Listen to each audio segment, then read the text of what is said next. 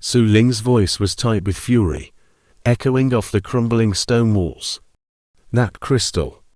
That one crystal could have funded our entire team's gear for a month. It was a shared resource, Feng Zhu, not your personal power bank. Feng Zhu flinched, his usual confidence gone. He looked down at his hands, the ones that had just absorbed a fortune. I'm sorry, Su Ling, I really am.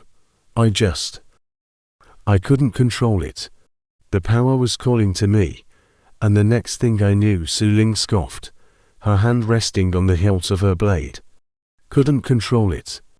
We're in the belly of the Chaos Spire, and you can't control your own abilities. What were you thinking? The argument hung in the air, thick and heavy like the dust now starting to fall from the ceiling.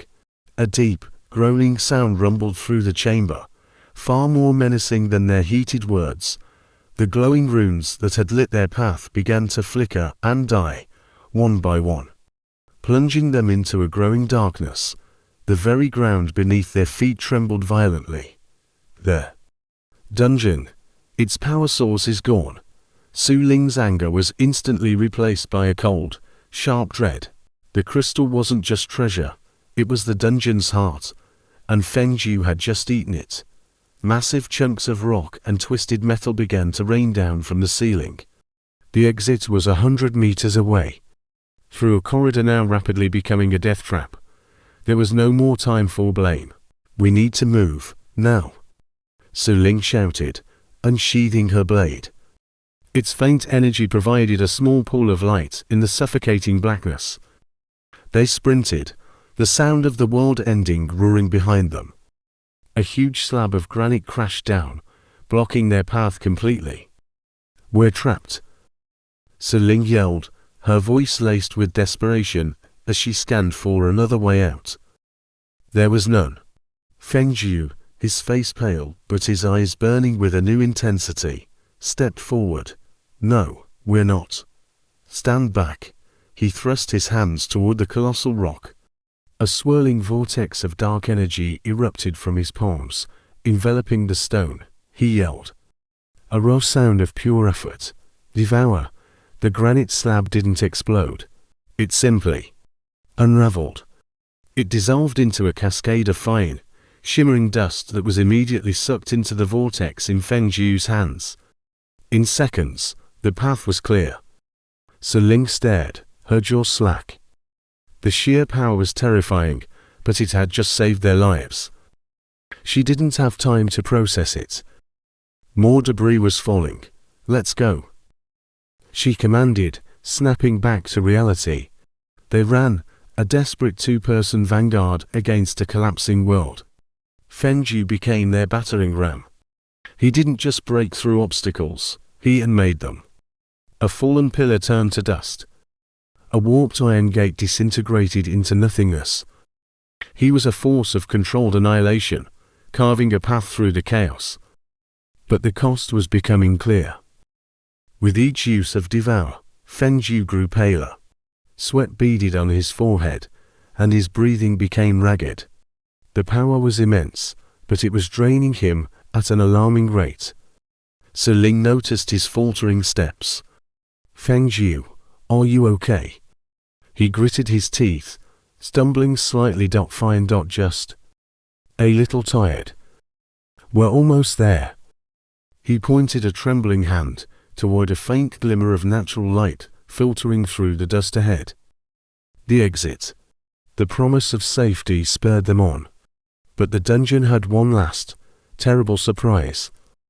The entire ceiling of the final corridor gave way, a solid sheet of rock and earth plummeting towards them. There was no time to devour it all. Without a word, Su Ling shoved Feng Zhu forward with all her might. Go.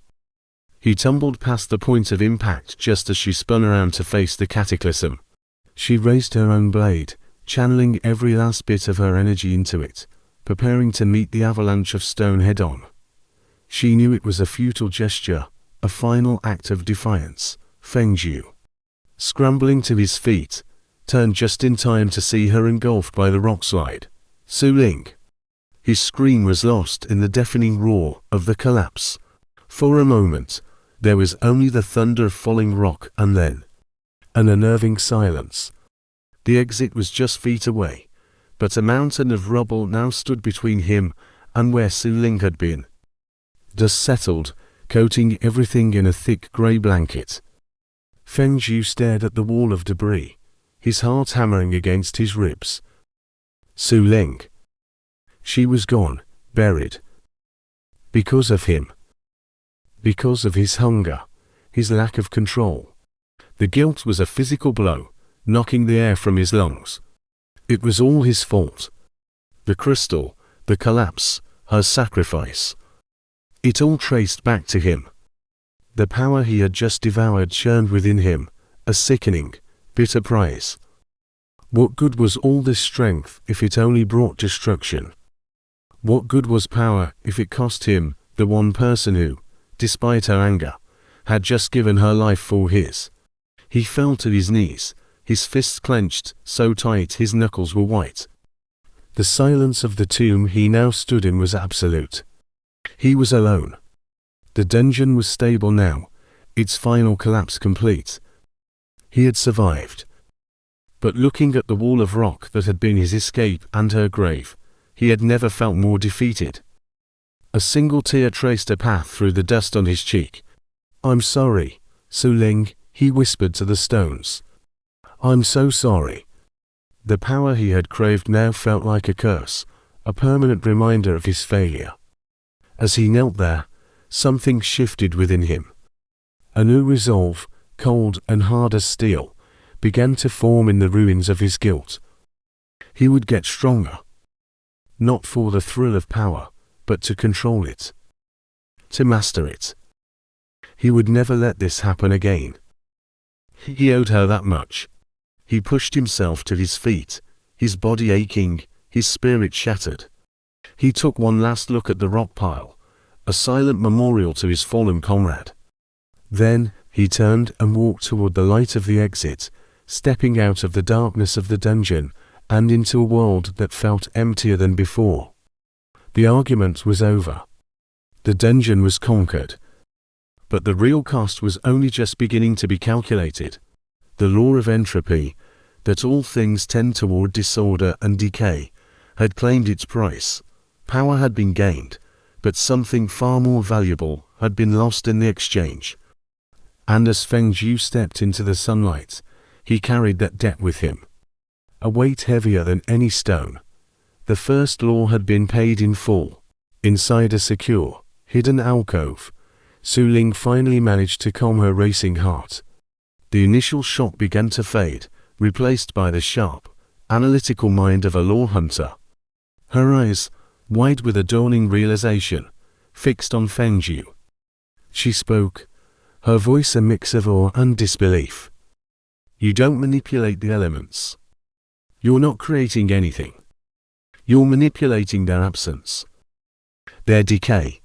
A profound theory began to form in her mind, a concept so grand it was almost terrifying. "You're touching the very law of entropy." Hearing her words, Feng Zhu felt a jolt of understanding. It was like a key turning in a lock he never knew existed. He closed his eyes, turning his focus inward, searching for that familiar Earth aspect particle within his dungeon. But this time, his approach was different. He didn't try to gather energy to create a rock, to form something from nothing. Instead, he pictured the opposite. He envisioned a solid rock, ancient and strong. And then he imagined it crumbling, falling apart over eons.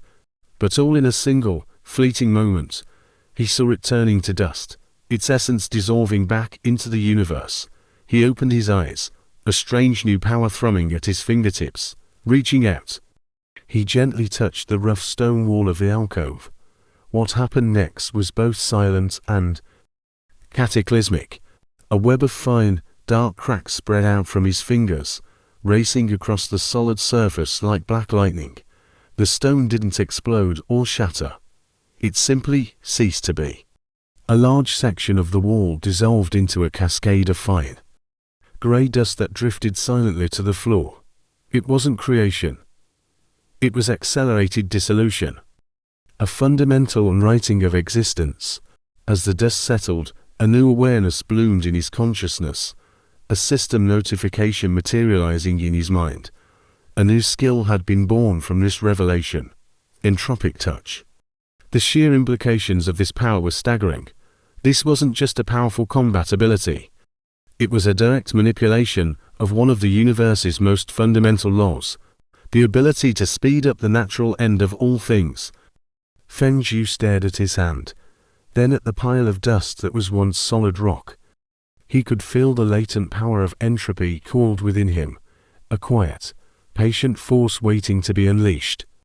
He could unravel matter, age objects to dust in seconds, and perhaps, with more practice, even decay the very energy of his opponent's attacks. Su Ling watched, breathless. She had read about such concepts in the most ancient and forbidden texts, theories about cultivators who walked paths beyond the conventional elements. But to see it in person, to witness someone actively wield the power of decay, was something else entirely. She knew with absolute certainty that Feng Zhu had just stepped onto a path that was both incredibly dangerous and unimaginably powerful. A path that could very well reshape his destiny and the world around him. He clenched his fist, feeling the hum of this new, terrifying skill. Entropic touch. It was a name that perfectly encapsulated its nature. It was not a force of explosive power, but a quiet, insidious touch that brought about an inevitable end. He wondered what else he could apply this to. Could he decay a sword? An arrow in midair? What about the spiritual energy of another cultivator? The possibilities were as limitless as they were frightening. He took a deep breath, the dust of the dissolved wall still hanging in the air. This changed everything. He was no longer just a cultivator with a unique dantian. He was a wielder of entropy, an agent of decay. A new chapter of his journey had just begun, and its pages were written in dust and dissolution. He looked over at Su Ling, whose expression was a complex mixture of fear and scholarly excitement. They both knew that this secret had to be guarded at all costs, for a power like this would draw attention from beings that they couldn't possibly hope to contend with. Not yet, anyway. The path ahead was now shrouded in a new kind of mystery, one defined not by what could be created, but by how quickly everything could be undone. Thanks for watching, and don't forget to like and subscribe for the next part of the story. The golden core in Feng Zhu's dantian pulsed with a strange new energy, a resonance he'd never felt before. It wasn't the raw power of qi, but something far more subtle, more fundamental. It hummed in tune with the very fabric of the chamber, revealing a hidden truth he'd overlooked. His eyes, now glowing with a faint golden light, were drawn to the back wall, the one he and Mei Ling had dismissed as solid rock. But now, he could see it, faint, almost imperceptible lines, like cracks in reality itself, spiderwebbed across the surface. These weren't natural fissures, they were a seal, ancient and masterfully woven. Mei Ling. Look, he whispered, his voice tinged with awe. She followed his gaze, her own eyes widening as she too began to perceive the faint outlines under the influence of his newfound ability. There's something behind the wall, driven by this new sense. Feng Zhu reached out. He didn't push or strike. Instead, he channeled that strange, resonant energy from his golden core into his fingertips. He imagined the seal unraveling, the intricate locks of qi and space coming undone. As his fingers touched the cold stone, a ripple of golden light spread across the wall. The dust that had settled over centuries seemed to vibrate, then cascade to the floor, revealing a surface that shimmered like a heat haze.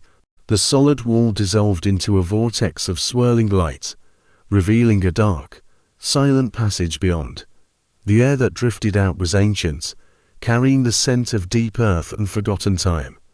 They exchanged a look, a silent agreement passing between them, with a shared nod. They stepped through the shimmering portal, leaving the antechamber behind. The passage was short, leading into a much smaller, simpler room. Unlike the previous chamber, this one was devoid of any decoration or grandeur. There was no gold, no spirit herbs, no forgotten weapons. The room was stark, empty, except for one object that commanded their complete attention. In the very center of the circular chamber, resting on a simple stone pedestal, was a single tablet. It was made of a material that was not quite stone, not quite metal, something dark and matte that seemed to drink the light. Its surface was covered in glyphs. But these were unlike any script Feng Zhu had ever seen. They weren't static carvings. They shifted and writhed, flowing like liquid mercury, rearranging themselves into impossible, multi-dimensional patterns. It was like staring into the mind of a god. A language not meant for mortal eyes, Mei Ling gasped. Taking an involuntary step back, Feng Zhu, what is that? My spiritual sense, it can't even touch it. But Feng Zhu was captivated. He felt an irresistible pull, a deep, instinctual need to understand what he was seeing. He took a step forward, and then another, his gaze locked on the flowing symbols. The closer he got, the more the glyphs seemed to call to him, humming in the same frequency as the strange new power within him. He was standing right before the pedestal now, his hand reaching out as if of its own accord. The moment his fingers brushed against the cool surface of the tablet, the world exploded. The glyphs, the liquid, ever-shifting symbols, peeled away from the stone. They didn't shatter or fade. They detached themselves and launched into the air, a river of pure, sentient information, before Feng Zhu could even react. The torrent of silver light surged forward and poured directly into his eyes.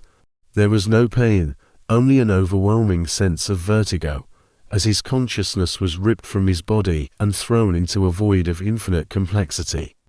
He saw stars being born and dying in the blink of an eye. He witnessed the bending of space, the folding of dimensions, the intricate, cosmic mathematics that held reality together.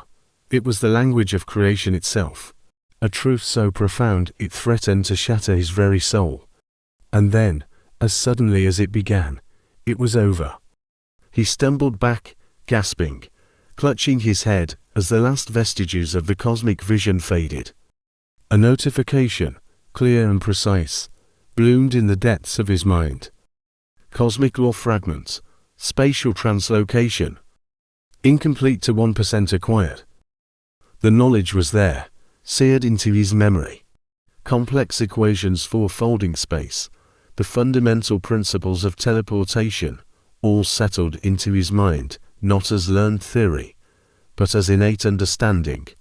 It was just a fragment, a tiny sliver of a much greater whole, but it was enough to change everything. He was still reeling from the influx of information when a deep, violent tremor shook the entire chamber, far more powerful than anything before. A grinding, deafening roar echoed from behind them.